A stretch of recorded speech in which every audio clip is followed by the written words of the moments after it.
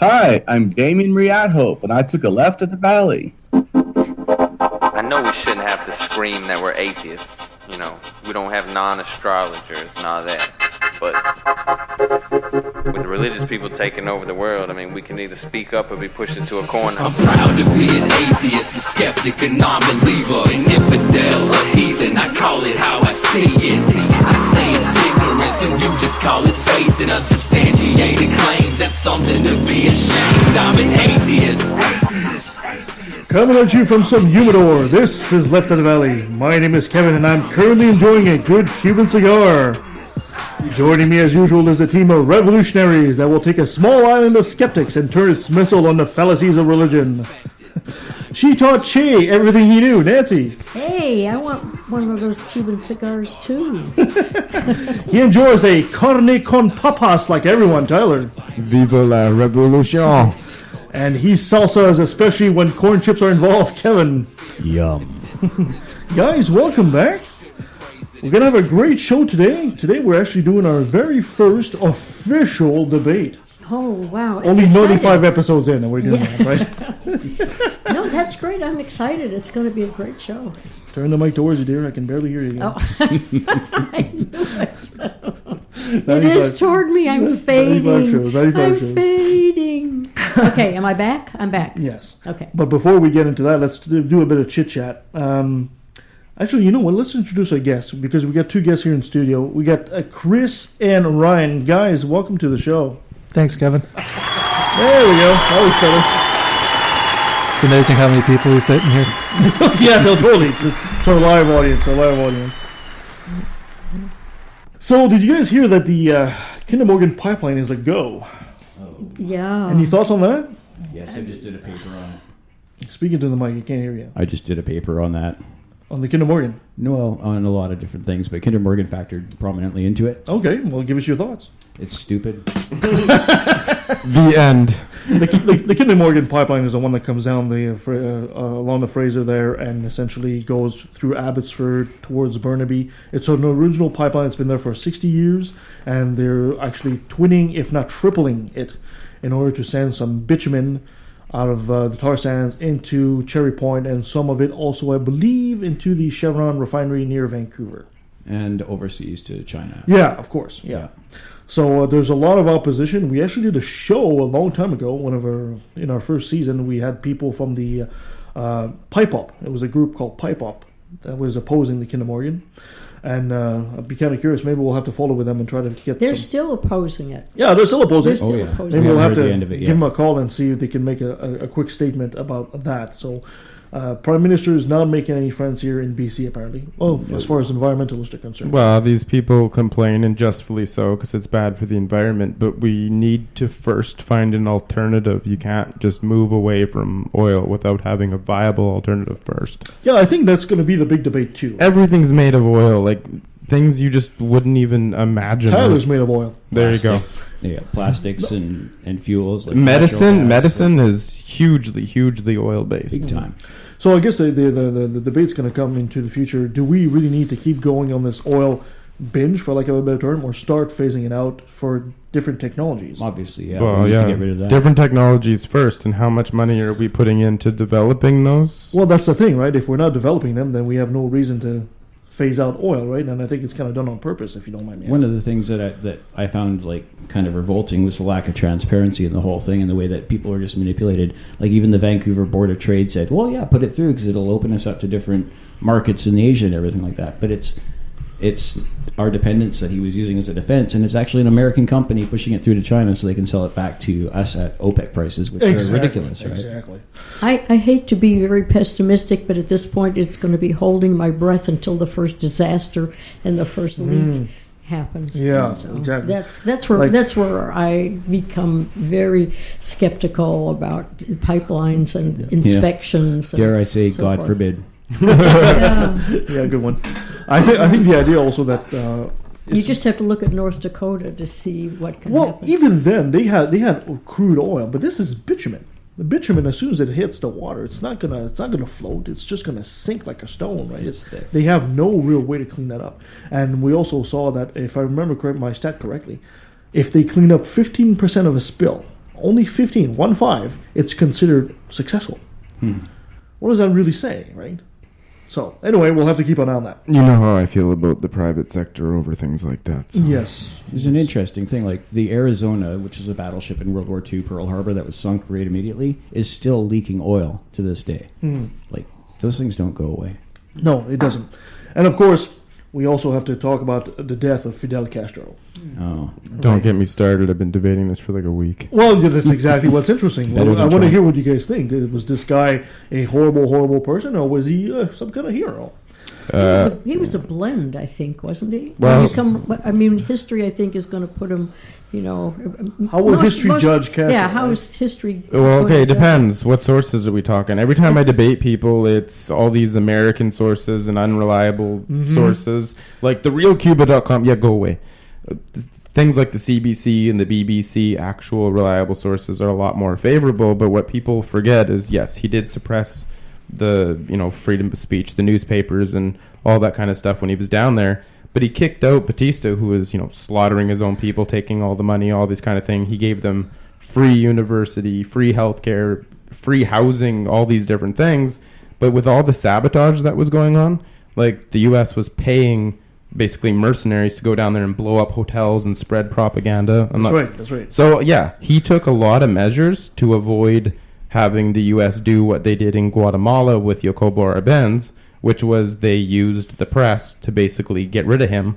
And all he was doing was taking the land away from the United Fruit Company and giving it back to his people. So he had to take some serious measures. And people are like, oh, Fidel Castro made his country poor. No, he didn't. The U.S. embargo made the country poor. Right. We're talking 75% of the imports and exports were completely gone.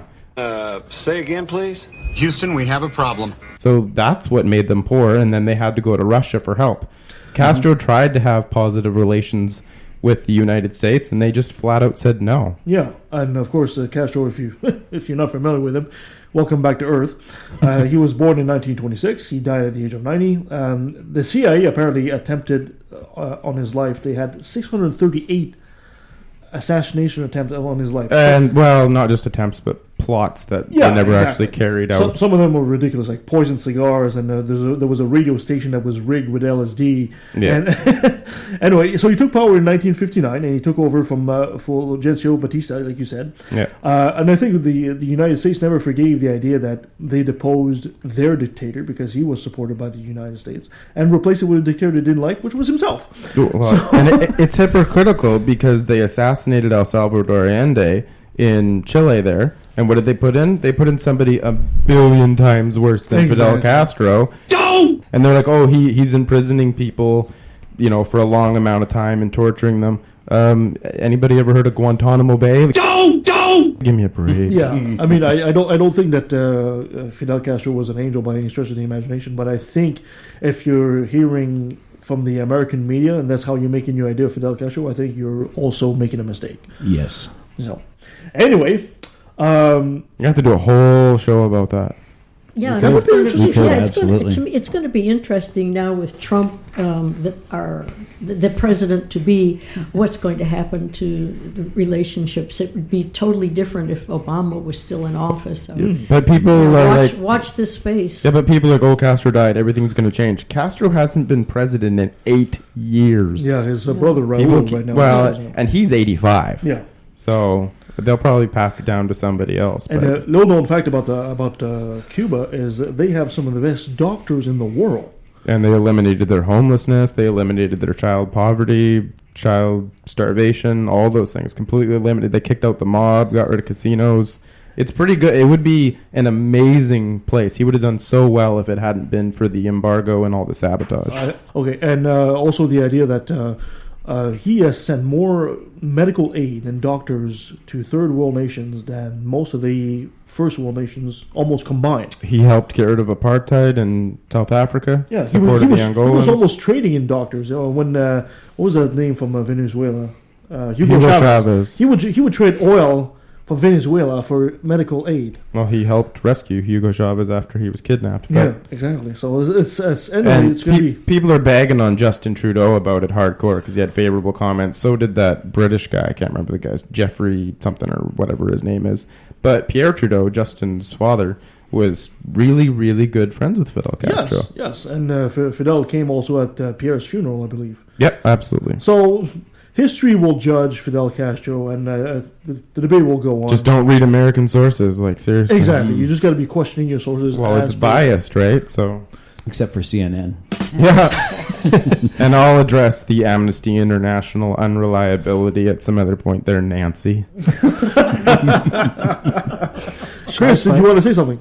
Yeah, well, I really enjoy studying history and looking at historical figures, hence even why I'm here today. But one interesting trend that I think you see with anybody that's famous, you can see really positive impacts that they had on the world. And I think it's safe to say most have had a negative impact as well. You just kind of got to balance out which had the most lasting impact on the world. And of course, negative impacts have a tendency to make more of an impact. Well, look at the bad stuff they say about Martin Luther King Jr., right? He was an alcoholic woman. Who cares? Yeah, exactly. Christopher Hitchens even made that point, I think. I don't recall. And God's Not Great. Could be. I've talked to our friend Ian Bushfield, and I've got a little pre-recorded interview. I wanted you guys to listen to that because about a couple of weeks ago we had that Trinity Western University from the Court of Appeal. So let's listen in to what Ian has to say. All right, we're here with Ian Bushfield. Ian, thank you so much for joining us. Thanks for having me, Kevin. Excellent. So we just want to do a quick update with you because you've been keeping a close eye on that whole Trinity Western University thing. Can you tell us the newest developments? At the start of November, the BC Court of Appeal came down with its decision on the Trinity Western University versus the Law Society BC. This is the case surrounding Trinity Western University's desire to open a law school. Now, TW is the evangelical Christian school where they say students can't be in a same-sex relationship while they're there. And so it essentially puts a bar on LGBT couples or individuals from going to that school, or at least being themselves while they're there.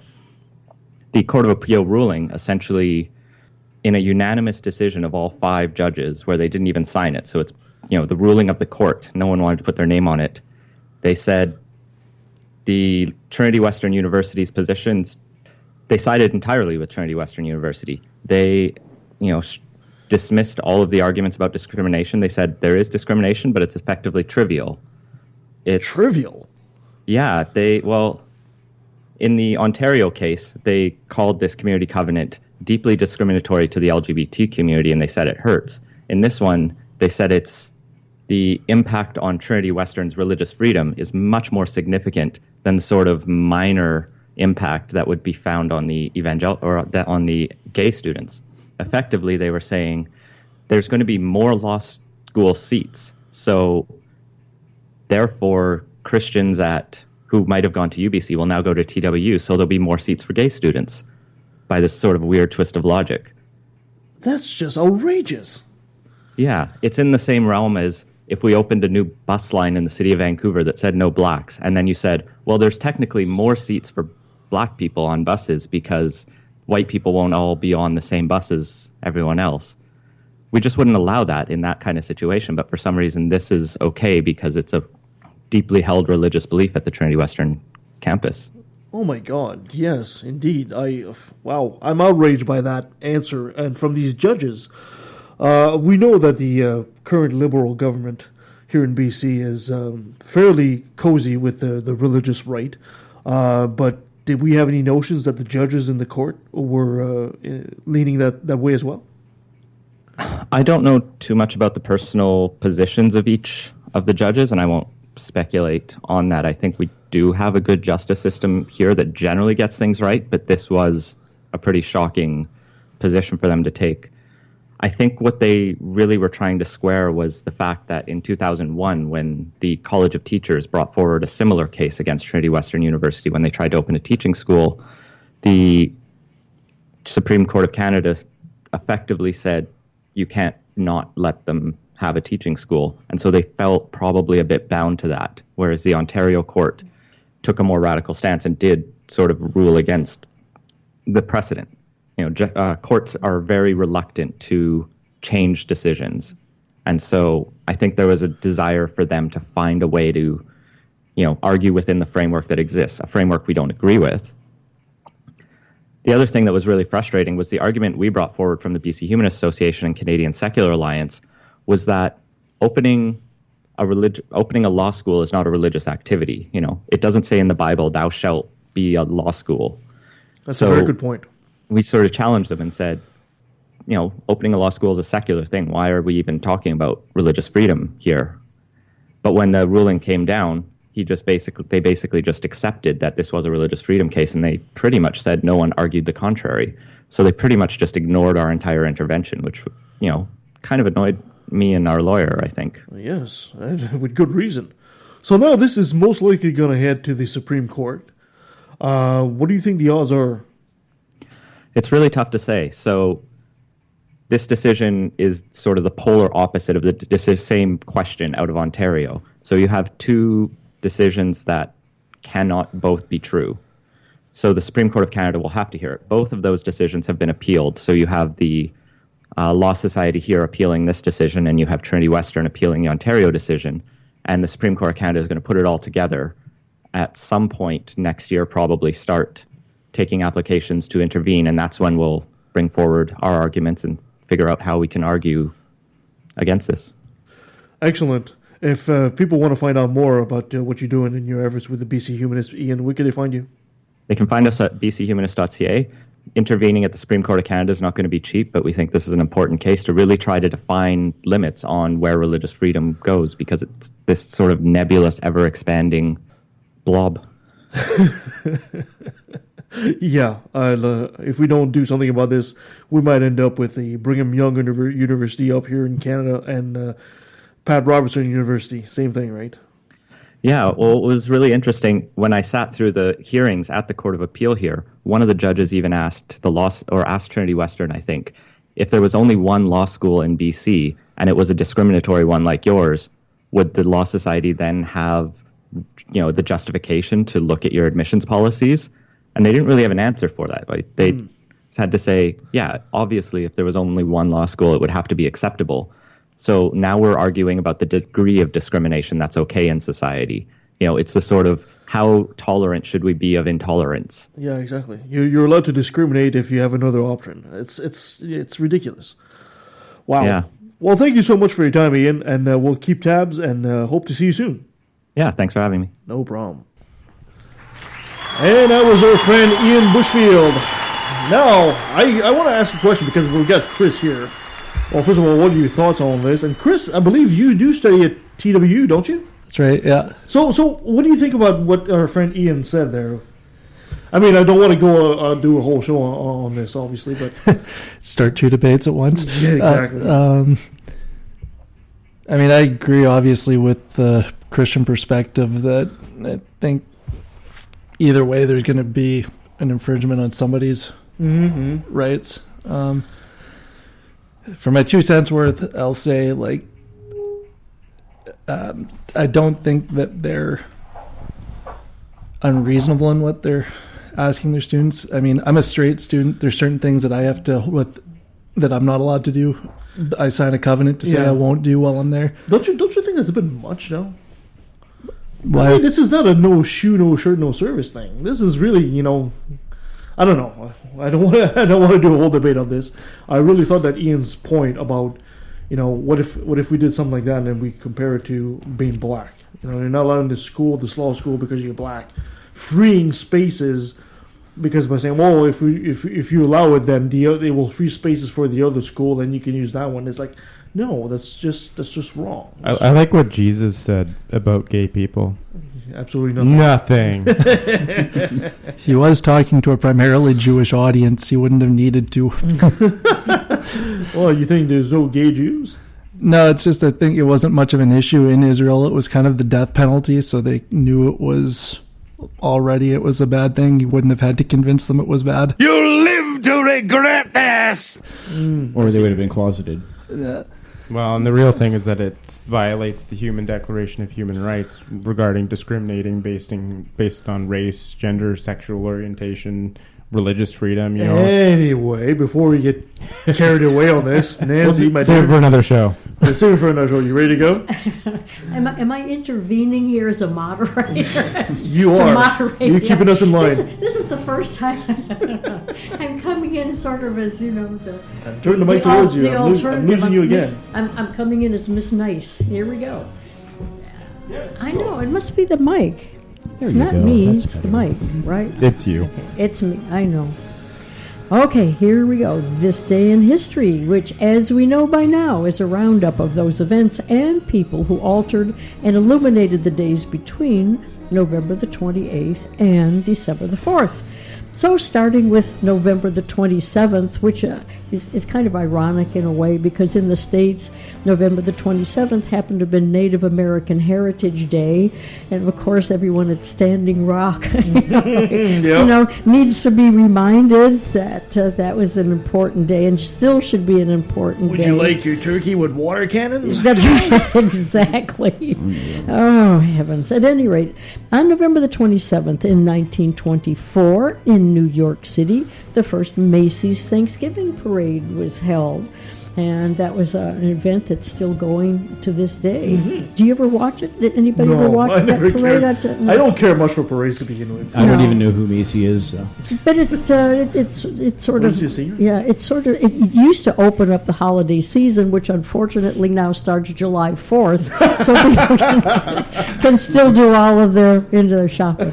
November the 28th was Independence Day in Panama. Ooh. And in 1948, the Polaroid land camera. First one. Anybody remember the Polaroid camera? I had a Polaroid. That's how old I am. I saw a picture of it once. I had one. And I remember with the Polaroid land cameras, people would gather. You take the picture, and then people would actually gather around and watch it as it developed. It's like watching paint dry, but it was so exciting to be able to watch that picture come to life. It didn't take much to use us back then. It didn't. It really didn't. It went on sale in Boston at first, and it was the 40 series model 95, and it had it went on sale for $89.75, which was really expensive. I don't know back then what the dollar comparison would, but I would imagine it's close to that would be close to $200 these days. I think maybe, I don't know. But that first model was sold through 1953, and it just wowed people, for a long time until we got digital.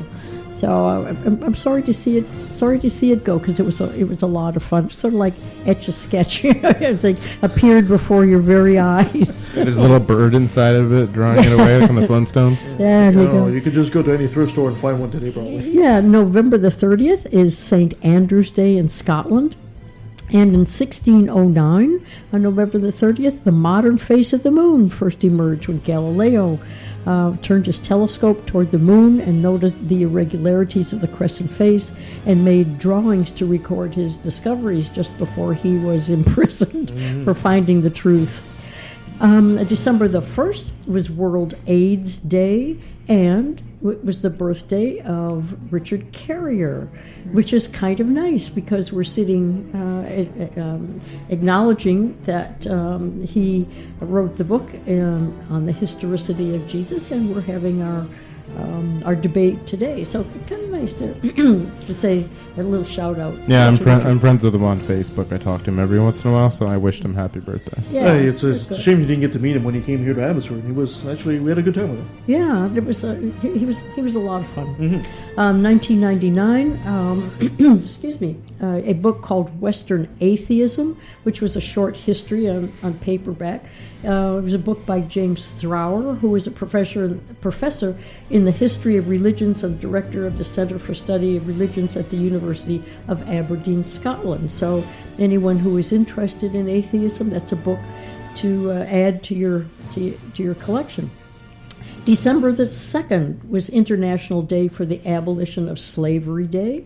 And in 1942, the first nuclear chain reaction at a secret site was built beneath the bleachers of Stagg Field at the University of Chicago. Today it's not so. Not during the game, right? Not during. Phew, because, Well, it was a slow game.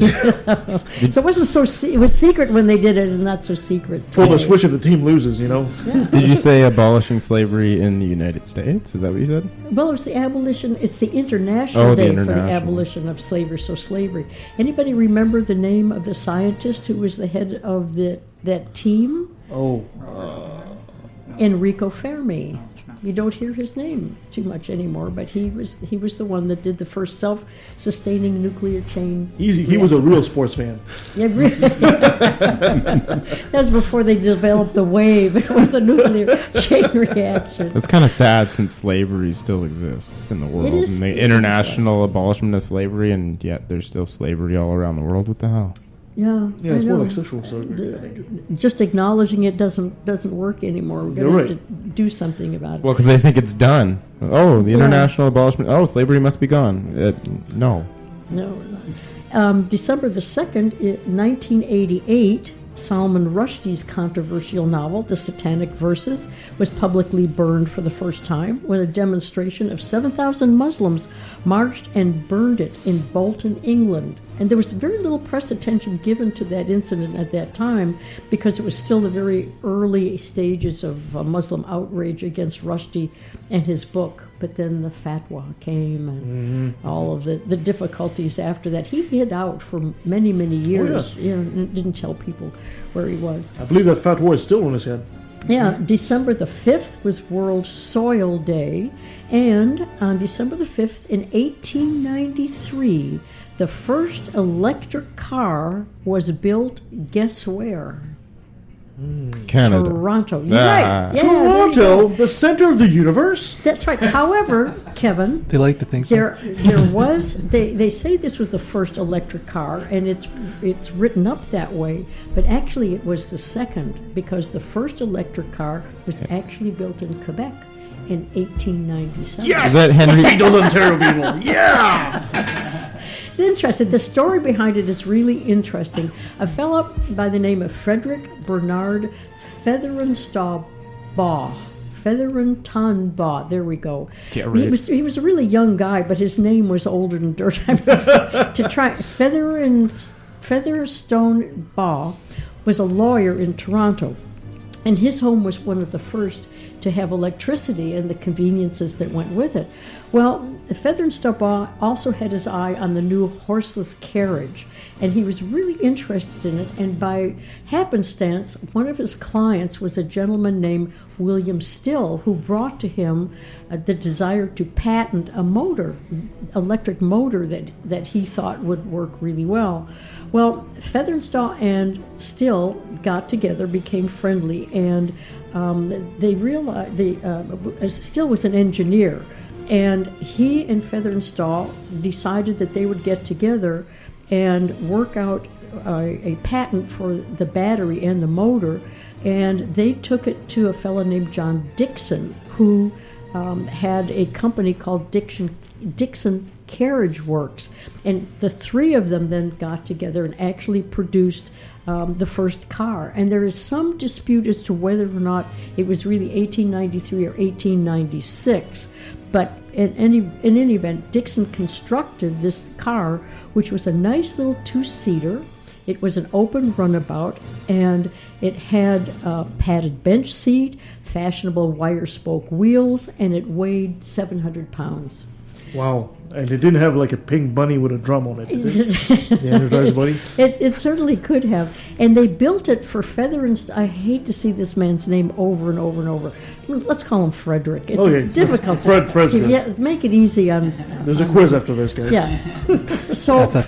Frederick had this little car, and eventually it had electric lights, a folding top. I don't know about the pink bunny, but it's possible. Pneumatic tires, and it was a very comfortable ride. And Frederick was so delighted that he actually kept it for an amazing 15 years. Wow. And the way they charged this thing to keep it going is fascinating, because Toronto at that point was developing the electric streetcar, so they had wires that were strung pretty much like any He other just city. stole the electricity from the And car. he would hook up to the wires and charge his car. I love this guy. I love Shocking.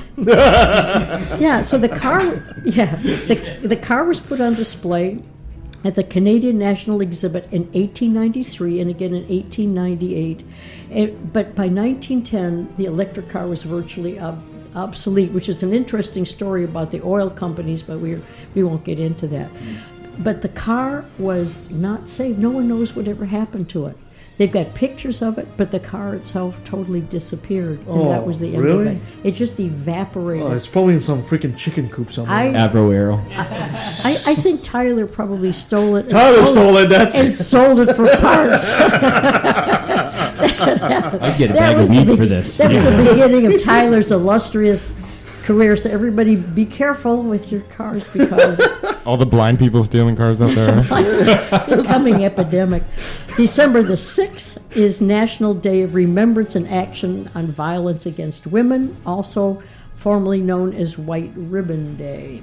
And that, dear listeners, brings to a close another passing parade of interesting, mundane, unusual, and occasionally mostly bizarre. I'm going to change that from occasion. Mostly bizarre events and people that make up this day in history. Excellent. Thank you, Nancy. And we'll be right back right after this.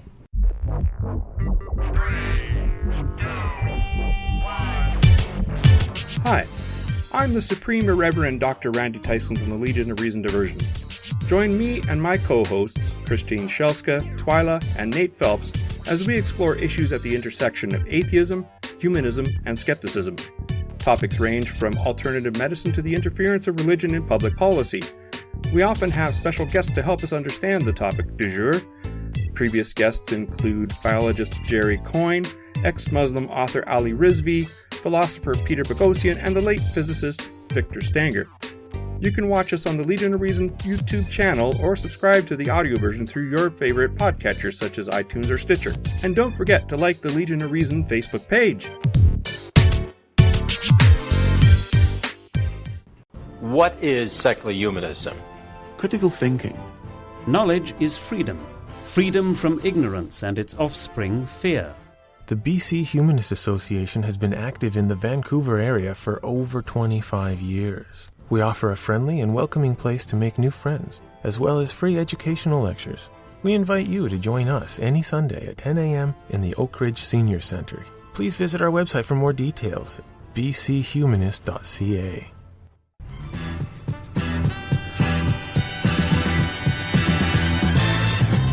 And we're back.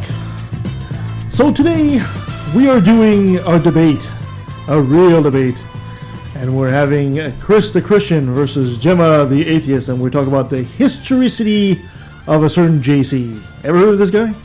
Jay-Z, like the rapper? Yeah, that's right, the rapper, Jay-Z. I might have read a book that had something about him in it, maybe one time. Yeah, some carpenter guy, I don't know. He's a carpenter, yeah. Yeah, so I heard. Tecton, actually. Which means builder. So Chris, for our audience that might not know you, we know you, you're a friend, but for our audience that might not know you, would you be so kind to give us a brief intro as to who you are, and how the hell did you get into my living room? Yeah, that's a joke, son. Don't you get it? I made a funny, son, and you're not laughing. White van and abduction. No, that's beautiful. He must be Catholic. He is from Quebec, right? That's right. Yeah, no, my name's Chris, as Kevin said. I am a second-year apologetics major at Axe Seminary. I basically got invited by Kevin to this because we both go to the same Sunday afternoon meetup group. And yeah, just offered me the chance to come on, try my stuff at debating. Yeah, that's right. What's the meetup group? The Fraser Valley Atheist Skeptics and Humanists, of course. Oh, okay. Yeah, I didn't know you were part. I'm in the Facebook group. I just don't do the Sunday thing. So I've been part of it for about 2 years now, I guess, almost. Yeah, Chris has been coming on a regular basis to the group, and although he's not an atheist, we still welcome him with open arms, and we have a good time with him. And Oh, sometimes yeah. we poke him a bit sometimes, but No, it's great because Chris being there gives us so much more to discuss from a different perspective. And Chris just fits right in, and it makes for lively discussions. So I'm really pleased that you agreed to come and be on the show and strut your stuff today. Now, Chris, we're going to be calling your opponent, a lady by the name of Jemma, in a few seconds. But before we do that, I want you to tell me, how did you prepare for this? And did you really study hard? Let's give you some training music, like some training montage music. What do you think? Well, the nice thing was I actually had to write a paper on the resurrection last week, so all I was looking at was historical arguments for Jesus, so it actually fit really well into the prep work for this, and I've got like 30 books at home on the subject, so you're feeling pretty confident? I'm still curious. It's not my strongest area that I've found so far, but we'll see how it goes. You're going to get in the ring with that monster, you know that, right? That's what I've been told, yeah. Are you going to get ready to rock? Get in there, Rock! Can you put on Eye of the Tiger or something? I will, but later. Okay. So we're going to get your opponent on the line here in a sec.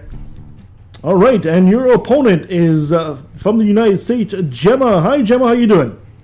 Excellent. How are you? Good, good. Thank you so much for being here with us. My pleasure. Excellent, excellent.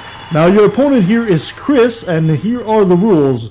We've agreed to that we'll let Chris go first. We'll let Chris do a 5 minutes introduction so he can do his argument, and then we'll let you counter that with a 5 minute of your own, and then we'll go back and forth, nice and clean. I don't want to see any blood spill because I got to clean that up after.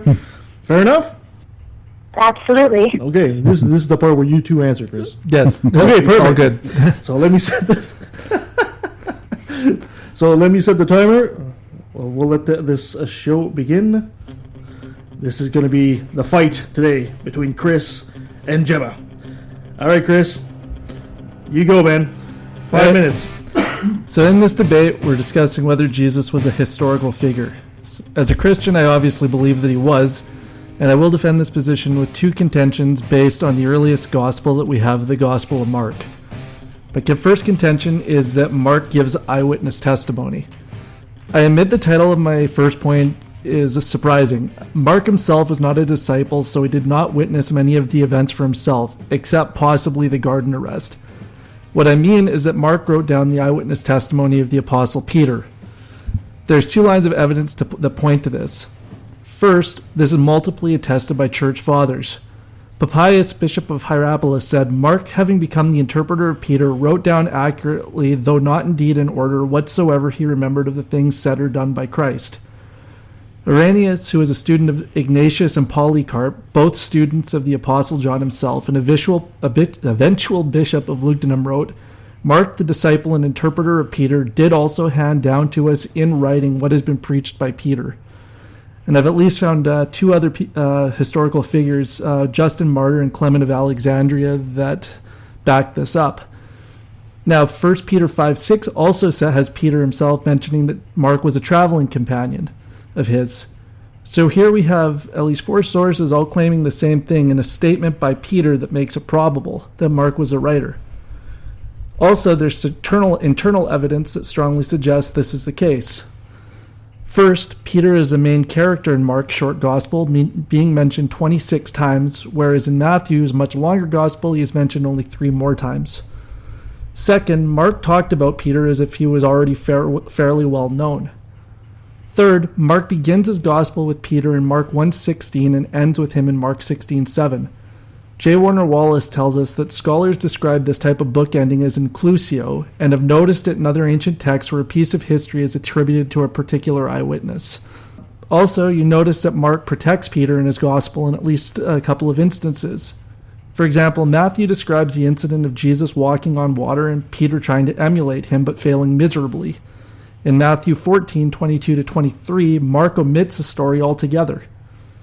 Wallace writes, while other Gospels mention Peter directly as the source of some embarrassing statement or question, Mark's Gospel omits Peter's name specifically and attributes questions or statements to the disciples or some other similarly unnamed member of the group. This is the sort of protectiveness you would expect from someone who would be as close to Peter as a traveling companion of Mark. Also, Mark adds details that are best attributed to Peter. One example is in Matthew chapter 4, verses 13 to 16, Jesus returned to Galilee and settled in Capernaum. Mark, telling the same story, says that Jesus entered Capernaum and the people heard that he had come home. On a surface level, this might seem like a contradiction, especially since Jesus' hometown was Nazareth, not Capernaum. But Mark actually tells us that Capernaum is Peter's hometown and that Peter's mother lives there. In other words, Peter probably called it home and Mark wrote it down. So based on these independent attestation of the Church Fathers and the internal evidence in Mark's Gospel, it is reasonable, I think, to conclude that Mark wrote down eyewitness accounts of Peter. Secondly, Mark's eyewitness testimony was written too close to the actual events to be fabrications. I'm actually going to argue that Mark was written probably around 61, 62 AD. Mark does not mention the destruction of the temple or the siege by Titus against Jerusalem, both of which occurred in AD 70, which was the most significant Jewish historical event in the first century. Further, Luke quotes Mark, and we have reason to believe that Luke was written earlier as well. The same author of Luke also wrote Acts, and Peter and Paul were both major characters in it. Neither of their martyrdoms were recorded. The Apostle Paul was martyred in the city of Rome in AD 64, and Peter was martyred shortly afterward in AD 65. Mark seems to be protecting key players. For example, Mark describes Peter cutting off Malchus's ear, but he does not give the names while John later did. Mark also doesn't name the woman who anointed Jesus' feet at Bethany as Mary, Martha's sister, but John does. When working with gangs, Wallace found that many times someone he was interviewing would leave out names to protect the identities of people that they cared about, lest they come to harm. When those people died, they would get more specific, which John, which was written at a later date, would actually mention specifically. Based on all this, I would argue that Mark was eyewitness and that it was written very early on. Perfect timing, with 5 seconds left. Did you get all that, Jemma, or did it cut out? I did, yes. I heard the music in the background, so I wasn't sure. Sometimes that drops it, right? Yeah. So, Jemma, you got 5 minutes as well. So you go ahead, dear. You expose your case. Okay. So my case against, of course, the historicity of Jesus is more or less, of course, based on, I do not think that the Gospels are historical accounts. I do not grant that Paul, the Apostle Paul, refers to Christ as a historical entity, or rather, not as a human historical entity. I do not grant, for example, that other extra-biblical accounts that have often been raised, such as the Testimonium Flavianum, for instance. Say what? I do not grant that they refer to Jesus, or I do not grant that they originally did. Many of them have been interpolated. But to stay on the Gospels, I suppose, one of my particular reasoning behind, sorry if I'm not terribly eloquent today, more or less, I believe that the Gospels are literary works, or at least that Mark was.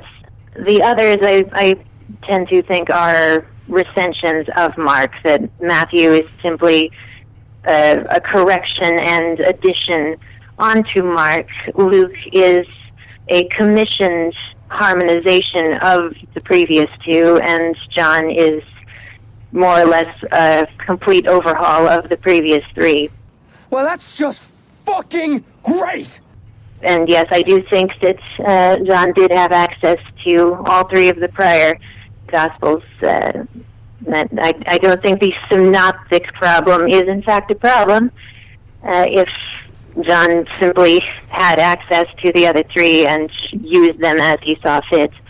In any case, one of my strongest reasons for believing that the Gospels are ahistorical in nature is that Mark, well, all of them do, but especially Mark, seems to have a penchant for making narrative out of non-historical pieces.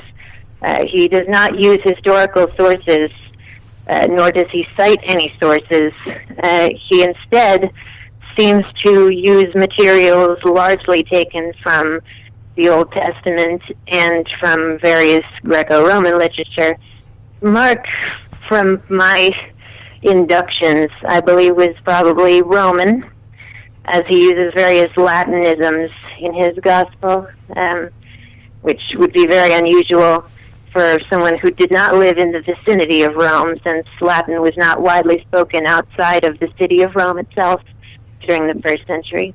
So I believe he had to have most likely been Roman, since few people outside of that area would have been able to know many of these words, which I think is, of course, why he explains what they mean when he tends to use them. Beyond that, I, of course, do not grant that John Mark is the author of Mark. We do not know who wrote any of the four Gospels. They are written anonymously. None of them cite sources, with the exception of John, and we'll get to that later. 1 minute left. Case, what? 1 minute. Thank you. To return to Mark's borrowing from literary materials, an excellent example that comes to mind now is the mention of Peter's mother, or rather mother-in-law. He's alive! He's alive! This seems to be not recounting some historical event, but is eerily similar to an Old Testament story in which Elisha healed a woman and she helped him. In particular, the line is very similar, nearly verbatim here. And there seems to be a pun, which you wouldn't expect from a historical source, namely a pun in Aramaic. Mark doesn't often use Aramaic or Hebrew, but when he does, he seems to really get a kick out of it, because, as I said, it's Peter's mother-in-law, not his mother. Well, that is because Mark is making a pun between the Aramaic word chamot, I gotta cut you off. Mother-in-law, and I gotta cut you off here. Hot or feverish. All right, thank you, Jemma. That was your 5 minutes. Perfect. You guys are staying within the boundaries. That's great. Now we'll go to the question round. I guess the first question will be from Chris, and we'll ask a question to Jemma. Go for it. Okay. You mentioned how the Gospels, the writers never identified themselves. Were you aware that the Roman historian Tacitus, who even Carrier admits actually was the guy that wrote the Annals, he never actually identifies himself either. It's actually by other people saying it was Tacitus that wrote it, very similar to how it was other people that attributed Mark to Mark. Is that the whole question? Okay. That is a fair point, although I will, of course, note that we don't have all of the annals. Parts of them are missing. Ergo, I would expect that perhaps he did mention himself by name somewhere, or, otherwise address himself, though it wouldn't be a tremendous loss if he hadn't. Though I would expect, as a Roman historian of the time, that he probably did, and we simply don't have that. In any case, on the Gospels being anonymous, this is slightly more serious than that, in the sense that they do not follow a historian structure in the first place. Ergo, I don't think that's terribly relevant. Okay, good question, good answer. Jemma, your question for Chris, please. Yes, I would be interested in knowing more about the attribution of the Gospels, not only as historical documents, but as written apparently by identifiable people. Sure. So more or less the same question, sort of from my side. Okay. don't have a ton, I guess, more to answer off the top of my head with that, but... Well, you have to answer off the top of your head. I'm not going to answer for you. Really? No. Sorry, can you repeat the question one more time? I'll actually maybe rephrase it. In particular, I was interested in your mention that you believe that the Gospel of Mark was written by John Mark, a student of Peter, or an amanuensis, I suppose, of Peter. You cited church fathers as being evidence of that. I would ask, I suppose, yes, how do you further defend the authorship of the Gospel of Mark, since, as we've said, it is anonymous, it does not identify an author, and beyond apparent guesswork by later figures, there is not any strong indication, to my knowledge, of who did write it, other than, as I said, inductions based on its contents, such as that he was most likely Roman, in my opinion, since he uses phrases and Latinisms that only a Roman would use. Damn! Okay, so I would point back to, say, Irenaeus, who actually was a student of the of Ignatius and Polycarp, who themselves actually knew the Apostle John, and he is one of the guys that said Mark, the disciple and interpreter of Peter, did also hand down to us in writing what has been preached by Peter. So he got it from a guy that was actually an eyewitness to what they claimed was going on. I probably flip the same argument around and say, like, we don't know for sure that Tacitus ever identified himself in his things. We have just as much incomplete evidence to base that idea on. Okay. So. Fair enough. Now, I got to quickly ask, Polycarp, is that one of the Pokemons? Maybe might be a little anachronistic, but possibly. All right, Chris. Your question for Jemma, please. Okay. I think she needs to comment on what he just said about Irenaeus and Polycarp. Yeah, I know yes, she's demolished me on that a few times. Well, yeah, more or less, I see no actual evidence that we can trace Polycarp back to any alleged apostolic sources. The documents attributed to Polycarp are at least almost all decidedly not written by someone of that time.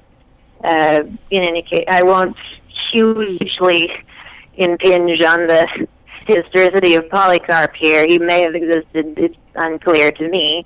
In any case, that alone, I think, is reason to, I don't see the use in this case of using a figure whose historicity is dubious as an attempt to support the historicity of another figure, or in this case, the unknown author of a particular document referring to a figure of historically dubious personage.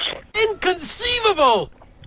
I gotta ask a question here because it's what's always confused me. So we're basically putting the Gospels within the range of like 60 to 100 AD. I mean, I know there's debate about that, but what are the somewhat dates for these other sources? Like, we're talking about getting these sources from Polycarp and stuff, but when's that dated? When's Irenaeus dated? When's Ignatius dated? That kind of thing. Like, is this, from what I understand, we're talking way after the 1st century, correct?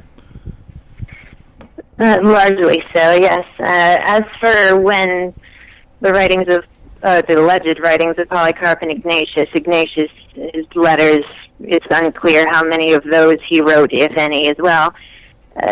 At best, those can be dated to the early 2nd century, perhaps the 115s, 120s, or 30s. It's not entirely clear. But yes, our only actual attestation of them is from considerably later. And yeah, it's not entirely clear that they can be, dated that early.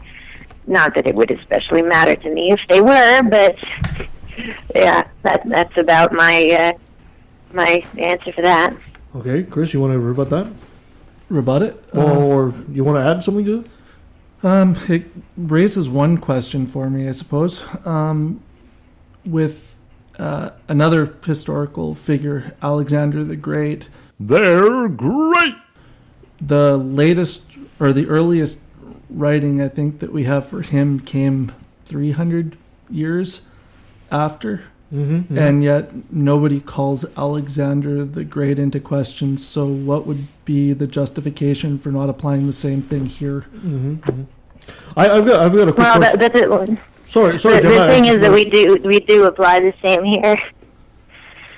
It's just that Alexander the Great is in fact heavily attested. Not only are there plays referring to him written during his own lifetime, but of course there is all manner of archaeological evidence. We have coins. We have evidence of course, the many cities that he built or rebuilt during his time as, emperor, more or less. We have a number of references to him from very shortly after his life. Would that we had any of these things for any of the early Christian figures, but yes, Alexander the Great's historicity, he really is not remotely comparable to any of these guys. And we also have that horrible Oliver Stone movie too, right? No, but I got a question for Chris. Chris, is it possible that there could be another historical source that we know of, but we haven't had any writings from this person? Oh, for Jesus's? Yeah. I mean, yeah, there's always that possibility. Like known historians at the time that we know these people were there, we just haven't found their writings at this point. Are you talking about Q source? Not necessarily. I mean, just sources that we don't necessarily hear of because we don't really know what they're thinking, right? At this point. No, that's always possible. Okay. I can't really comment too much. It's fair enough at this point. Getting the foundation would be nice. Now, I've spoken to Jemma about this many, many, many times, and I have to make it so she can make it clear that is the idea that Paul fabricated Jesus from scratch, Jemma? Is that the idea, and that it was this, Richard Carrier celestial thing? I don't think that Paul invented Jesus. I think that it's unclear to me. I've discussed this with Richard Carrier. He is, of course, firmly of the opinion that Galatians chapter 1 indicates Paul's conversion story to Christianity. I'm less convinced personally that it's a conversion. He doesn't use that term. Not that the term was per se in existence at the time, but he doesn't use a comparable term. He uses the phrase, a revelation, which to me is far more ambiguous than a simple conversion. You keep using the word. I don't think it means what you think it means. So to me, in particular, the fact that he refers to having in Rome, apparently relatives of some kind, cousins most likely, Andronicus and Junia, who were apparently apostles, the highest rank of early Christian. Apparently they were apostles long before the events described in Galatians 1 even occurred, implying to me that it might not be so much a conversion in Galatians 1 as perhaps he was actually brought up either in Christianity or at least he was aware of it. Some people in his family were Christians already. And thus the revelation he describes might simply be his apostolic vision, the vision by which he attained apostolic rank, whereas he may in fact have already been a Christian when it occurred. That's it, man. Game over, man. It's game over. What the fuck are we gonna do now? Okay, fair enough. Chris, it's your turn to ask your question. When is it that you actually believe that Paul was alive? That's an excellent question. I can't firmly date when he was born. I think it's a fair bet. It was around the beginning of the first century, so let's say maybe 3 or 4 CE, around that time. As for his death, I can't especially date that firmly either. I tend to think in the 70s or perhaps 80s. There's a whole story there. I believe that he actually absconded at some point after he drops off the written record. He I think he traveled to Spain, to Cordoba, as he said he was going to do in the letter to the Romans. And I think he most likely lived out his days there, apparently not writing anymore, possibly enfeebled, as there are references in his letters that could be interpreted as him having a degenerative disease, and hence he may not have been able to write after that.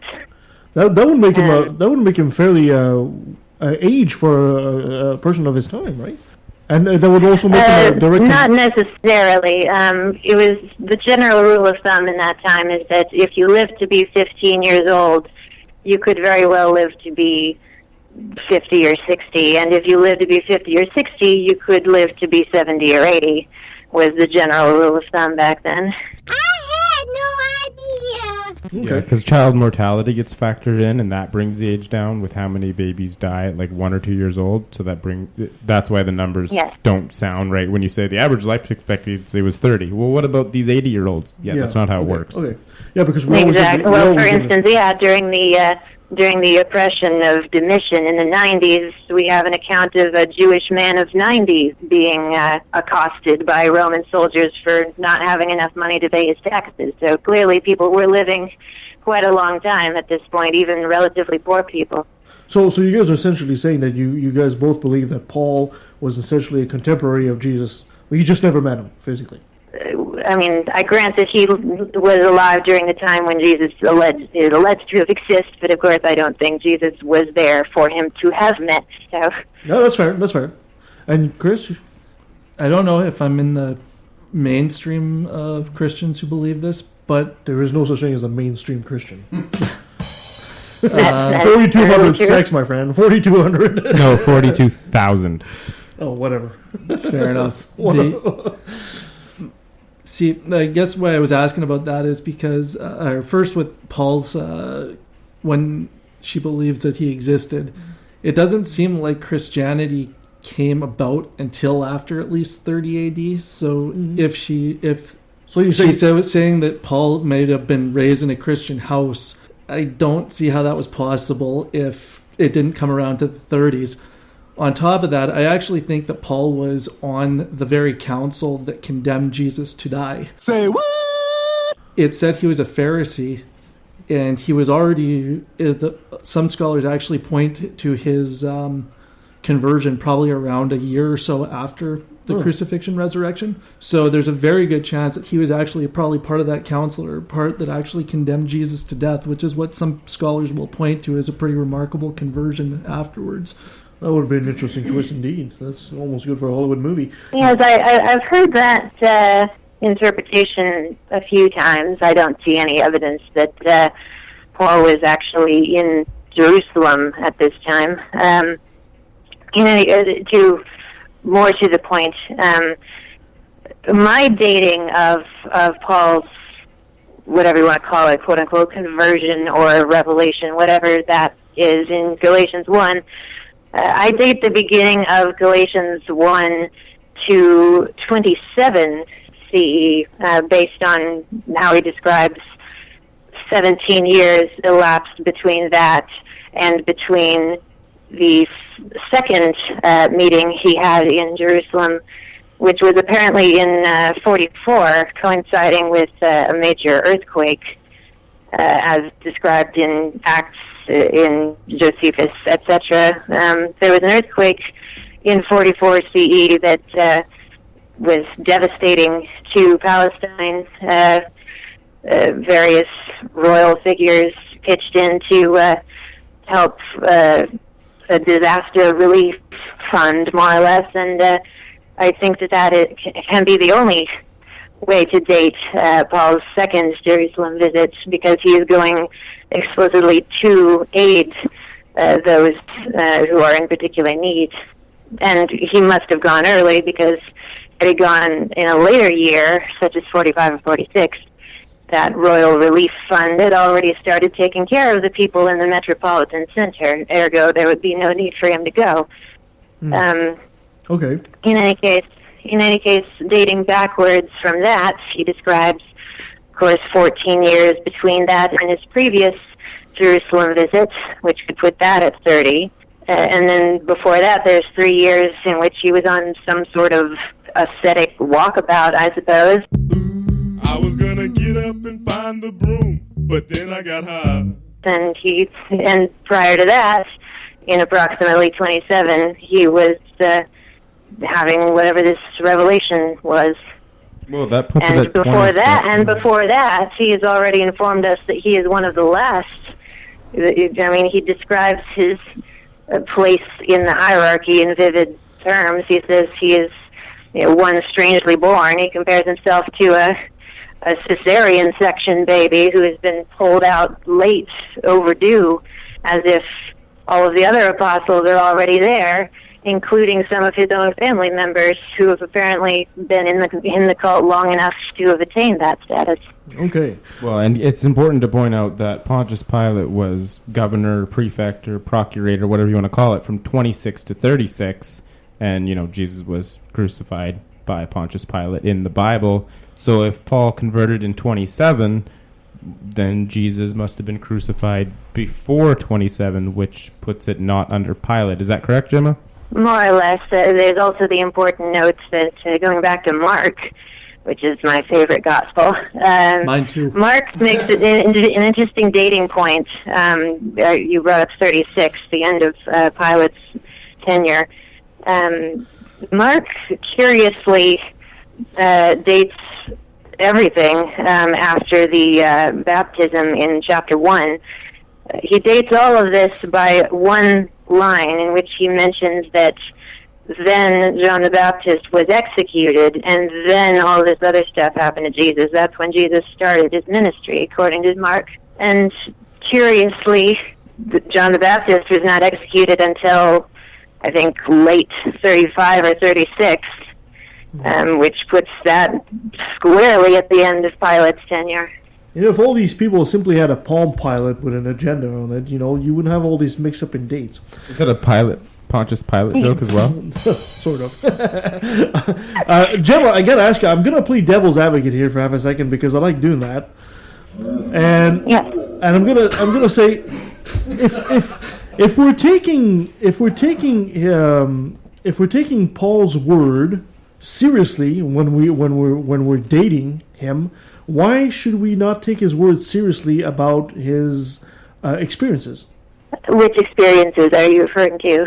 Whichever one he had, the conversion, whatever, Well, that, frankly, I see no particular problem in taking him largely at his word there.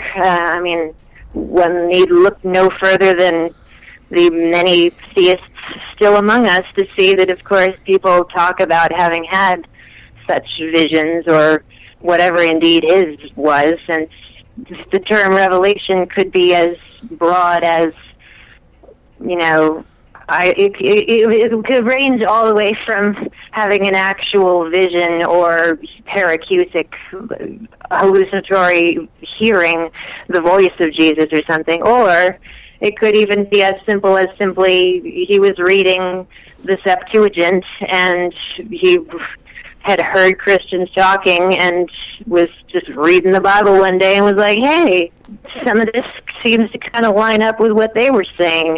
Eureka. Fair what enough. A revelation from God. Fair enough. But Chris is sitting here and he's not doing anything because it's Gemma's turn to ask him a question. Go ahead, Jemma. It's your turn. Oh, okay. I suppose I'll ask how you date the Gospel of Mark as early as you do. That really struck me. You said you dated it to roughly 61, 62 CE. I date it to at least the latter half of the 70s or more likely the 80s. Good question. I'd be interested to know how you date it so early. Yeah, good question. I think I already mentioned this part, but I'll just reiterate. It doesn't mention the temple destruction, which was around 70 AD. B, Mark is what, I think you even mentioned this yourself, Mark seems to be a source that a lot of the other gospel writers used, including Luke. Now, Luke seems to be the original, actually. Yeah, and so Luke, we have reason to believe the guy that wrote Luke also wrote Acts. You look at the very introduction of it, and it's addressed to the same person. Same style. Mm-hmm. And he also wrote Acts, which is the story of the the early church. Luke or Peter and Paul are major characters in that. When Acts ends, Peter and Paul are both still alive. Peter actually just disappears after Acts 15. Paul's just in Roman imprisonment, and we don't think either of them were executed until 63. Told you just can't rely on that Peter guy. He's just not reliable. So we at least have heard some traditions that say that they were executed 64, 65 AD. So I think, based on the fact that Luke was chronicling so much of their lives, that would have been something that he would have mentioned. If that hadn't happened, I think circumstantially we could say that there's a case that it could be moved back at least earlier than the 60s. I was always told that Mark shows, like you said, it doesn't say about the destruction of the temple, but it shows knowledge of it. Yes, I was just going to mention that of course, when you say that it doesn't mention the destruction of the temple, I couldn't disagree more. Because, of course, there's the Olivet Discourse in which he lays out the destruction in theological terms. Of course, it's phrased as a prophecy, but then, of course, since this is all, the story is set much earlier than that, naturally it would have to be, much as, of course, other prophetic books were often phrased as that sort of post-diction. In this case, also on Luke, I do agree that he wrote both Luke and Acts. Whoever indeed he was commissioned apparently to do this by whoever Theophilus was.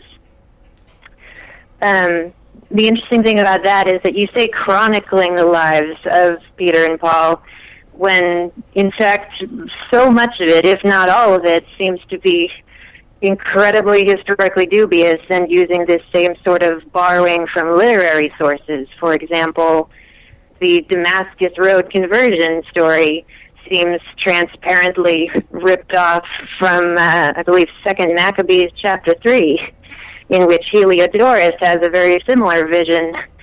Or another good example, of course, is that many of Peter's things seem to be derived from other sources, such as, of course, Jeremiah, Ezekiel, his vision of the animals that he's now allowed to eat. That's very similar to Old Testament materials.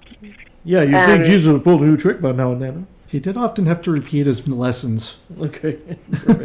All right. Thank you for that answer, Jemma. We're running low on time already, guys. So, Chris, I'm going to give you one final question for Jemma, and I'm going to give Jemma time to ask you one final question, and maybe a question from us here, and then we'll close her up. You're going to have to release the Tyler afterwards. Release the Tyler? No. Release the Tyler. Okay. This is the part where you asked a question. Actually, can we reverse it? Okay, sure. Jemma, you want to ask one final question while Chris gets ready to lambaste you with something? Oh, sure. Let's see. So we've talked about Mark, we've talked about Luke. Let's talk a little bit about something such as Revelation, for instance. I date to approximately 95, 96 CE. Revelation is, I think, written sort of halfway between the Gospels, as in Mark and Matthew already exist, Luke and John haven't yet been written, and it doesn't really seem to care about any of them. It doesn't really refer to any of the Gospels, other than, of course, sharing some kind of common theology. The interesting thing about Revelation to me is that it is so steeped in strange polytheistic references, where, for instance, of course, it seems strongly to equate Christ with Baal for some reason. It has him fighting the seven-headed dragon, Yam, just as Baal did. It has him fighting death, just as Baal did. I'm going to have to ask you to ask a question, dude. It has, the father god, El, father of Baal. It has the woman clothed in the sun, who is Asherah. This all seems very peculiar that a Christian in the first century would go out of his way to apparently equate Christian views, or certainly the Christian deity in some sense, with very old pre-exilic Hebrew polytheism, rather than trying to connect it to the Judaism of his time, as Paul does. That's a good question. I find that very interesting. Why does he do that, Chris? Okay, so just so I'm sure I'm understanding the question. Why is Paul using older myth instead of using John from Revelation. Yeah. Oh, sorry. John of Patmos. I've missed all my saints. They're all mixed up. I've actually never saw those parallels before, but it seems to me more that John is borrowing images from Daniel, like the monsters that you see in Daniel show up in Revelation, right from the beasts and stuff. So it seems more like he's taking that is fair. So it seems more like, if anything, he's taking it from a Jewish perspective. Sure, it wasn't just a bad acid trip. I don't think they had that back then. I could be wrong. No, they had a lot of things back then. I also I tend to see. I mean, my whole theory on John is that he's actually talking about the Neronian persecution, and he's trying to warn the church about a coming persecution or things that he's seeing. And so instead of just coming out and saying, "Oh yeah, by the way, the Roman Emperor is going to kill all of you or try his best," I'm just going to call him a big red dragon that's absolutely terrifying. I mean, sure, maybe there is some crossover or parallel. I mean, I'm not in John's head, so I can't say exactly what all of his influences were.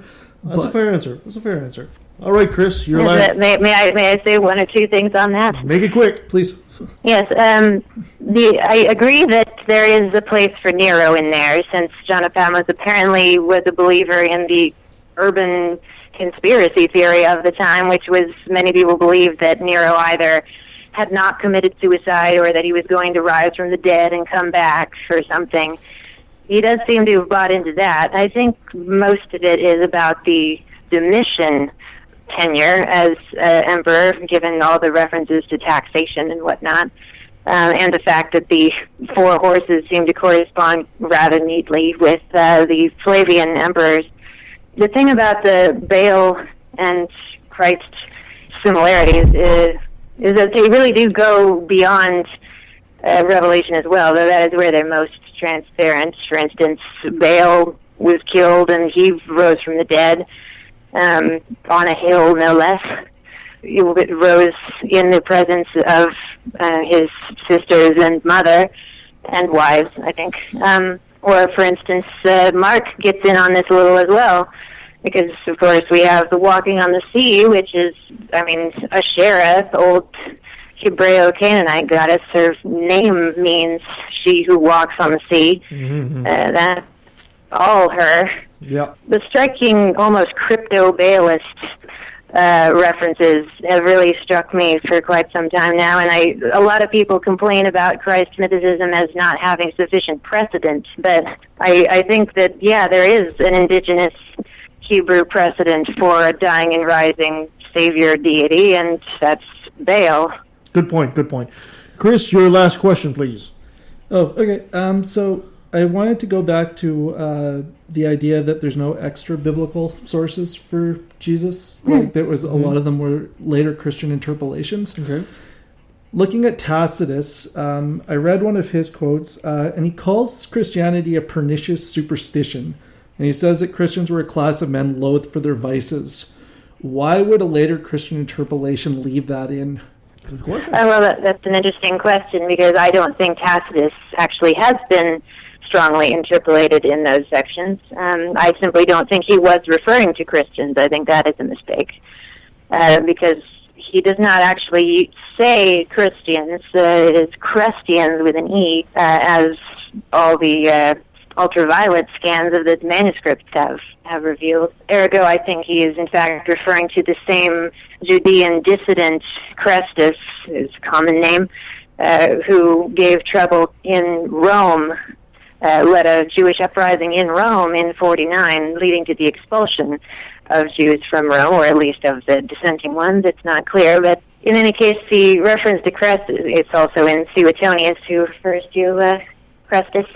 The thing about one of the reasons this is most apparent to me is that Tacitus did have an alternate source on Christians. His best friend, Pliny the Younger, had told him all about Christians, and he does refer to them as Christians, not as Christians. It would be very odd for Tacitus to respell the name of the group that he had already been informed about, and of course his friend Pliny also informed him that they were, albeit a weird, creepy cult, but he thought that they were more or less harmless.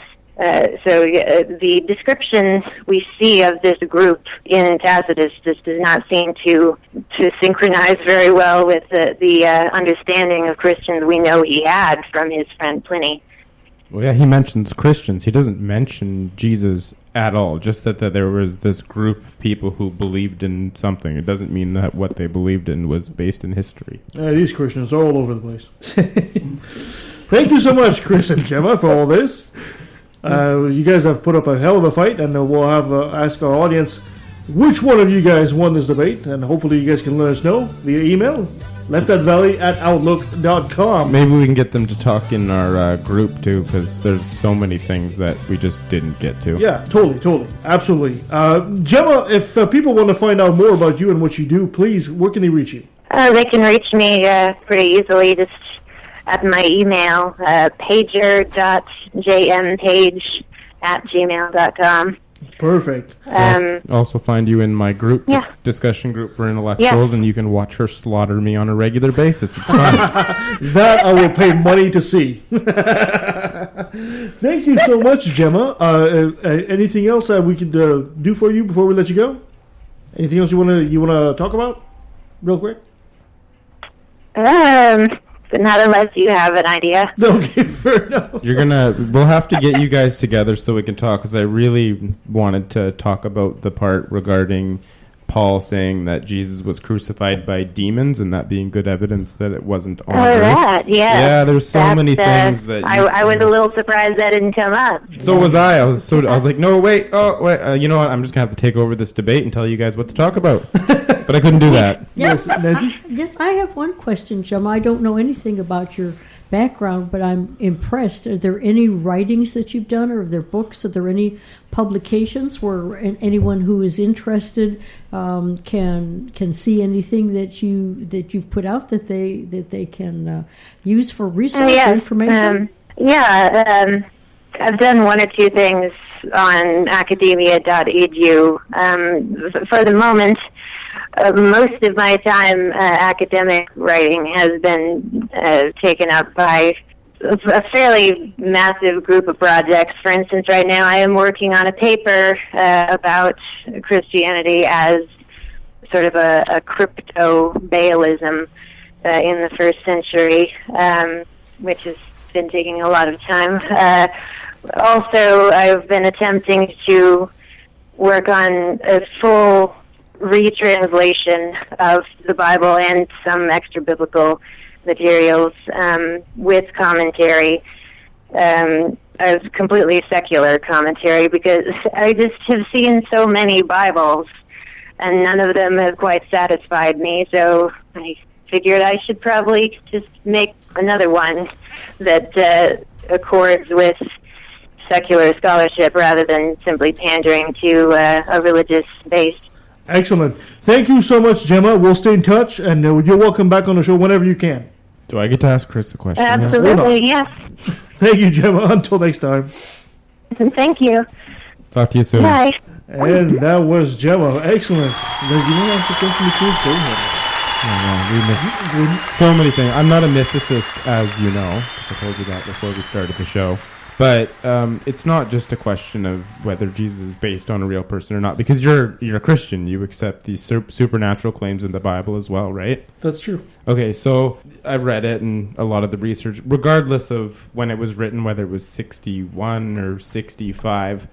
I find it strange that somebody would believe Jesus did all of these, magical things and whatnot, but we don't have any documentation about it within that time. If I were God, I would try to leave actual solid evidence. So I was hoping you could tell me what the oldest existing manuscripts are from Mark, Matthew, Luke, and John that actually mention any of these supernatural claims. And you said you did a paper on the resurrection, so I thought you might be able to tell me what the oldest manuscript is that exists today that mentions it. That's a very good question. Because I know Mark originally didn't include the resurrection. At least that seems to be the scholarly consensus, that the man told the women to go and they told nobody, and then it ends. Well, it still does include the fact that the tomb was empty and that there was a guy saying that Jesus had risen. That part is still included in Mark 16. And that's included in the oldest manuscript. Which is dated to what? Actually, it's really cool. They have uncovered recently a...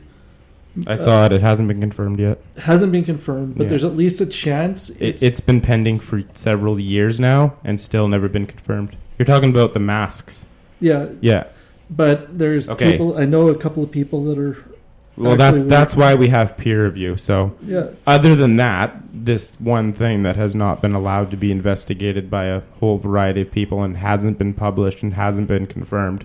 But up until this day, what are the oldest manuscripts? Because when I looked it up, the earliest thing that I could find was like the 4th century. We're talking 300 years after Jesus died, which is one of the Muslims' arguments, saying that Jesus wasn't crucified, somebody else took his place, and then he ascended into heaven, which is just as ridiculous in my opinion. You want to know what's wrong with Christianity? Ask a Muslim. Yeah, and vice versa. And vice versa. I'm just wondering if you know what the oldest copies are, because I looked at Mark, and there's nothing. I mean, there's tiny little fragments here and there, but it's pretty much all 200 years after Jesus died.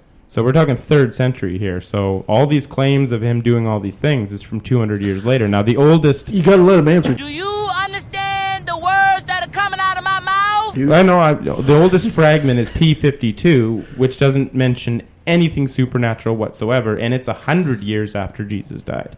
And then we're talking way, way later. So I'm just wondering what the answer to that is. Okay, so again, I would point you back towards other historical figures that we have, like Alexander the Great, who a lot of their stuff was written centuries after. Okay. Now, with that, it doesn't do any good to say, oh, well, there's no supernatural elements, therefore it can't be taken seriously. Oh, there's supernatural elements. Exactly. He was born of a virgin. And the son of Zeus, things like that. So that, just like Jesus, that doesn't really help Jesus' case very much. Alexander the Great, though, took out a whole Speaking to the mic. Yeah, Alexander the Great took out a bunch of Asia, and there's places named after him, so it's kind of hard to debate that. There's a lot, and there's coins with him on it. Yeah. Okay, but my actual point... I want to find a Jewish carpenter table signed by Jesus. Yes. Go ahead, Chris.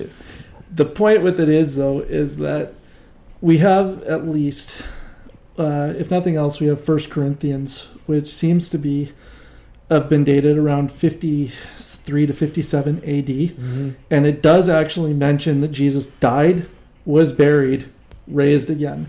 You look at Mark, all of his, at least half of his gospel is dealing with the Passion Week, the death, the burial, the resurrection. Yeah.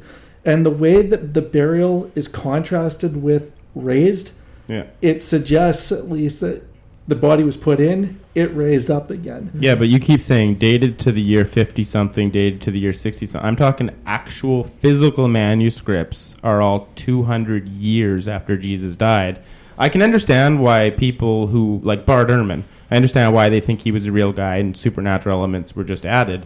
But it just seems strange to be God, send Jesus to die for everybody's sins, and leave absolutely zero trace to convince people. I mean, God would be talking to me and saying, I don't blame you for not believing. I did this miraculous thing 2,000 years ago and didn't leave a shred of evidence. Dude, I got to cut in because we're way over time. Okay. Chris, if anybody wants to find out what you're doing and what you're studying and all that, they want to contact you, where can they find you?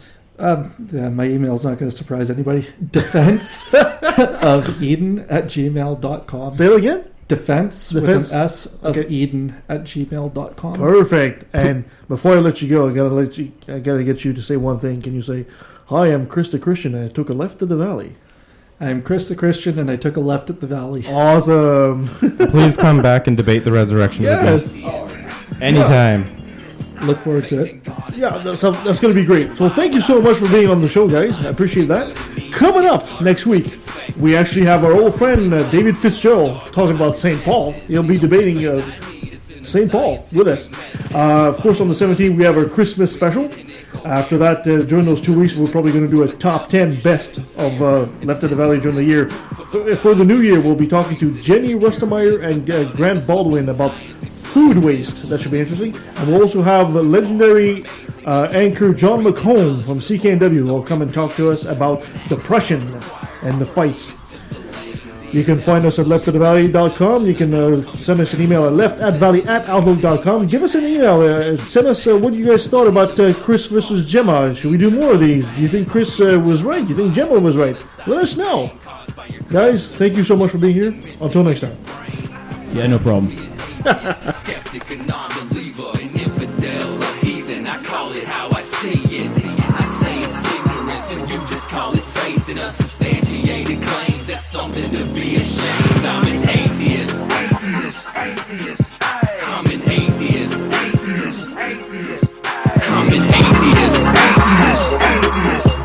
I'm an atheist.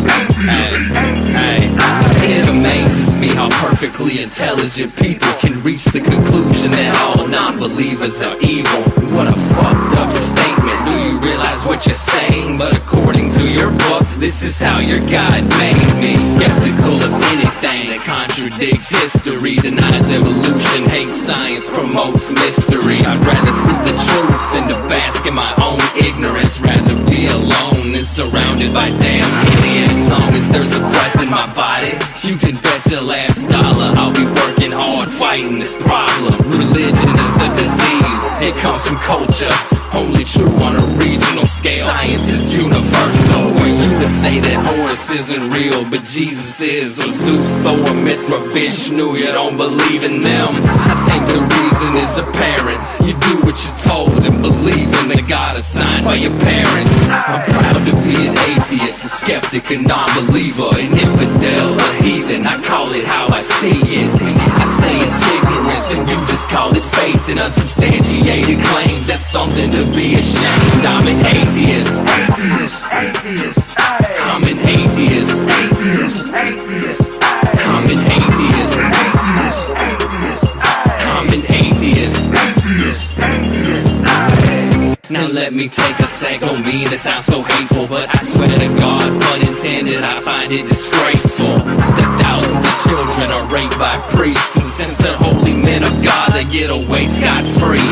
And the Pope does his very best to keep it on the hush. Don't wanna affect business, he loves money too much. We know that they love the kids, but how the fuck can we protect them while they planning to molest them? We teaching them to respect them. Fuck that. The system is broke down, working backwards, and the only action or tactic I plan to practice now is to attack them. The parties of God's hands are bloodstained, millions of murders by believers, and they're all in God's name.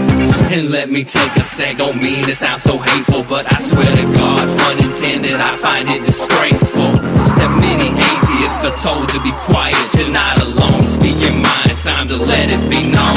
I'm proud to be an atheist, a skeptic, a non-believer, an infidel, a heathen. I call it how I see it. I say it's ignorance and you just call it faith in unsubstantiated claims. That's something to be ashamed. I'm an atheist.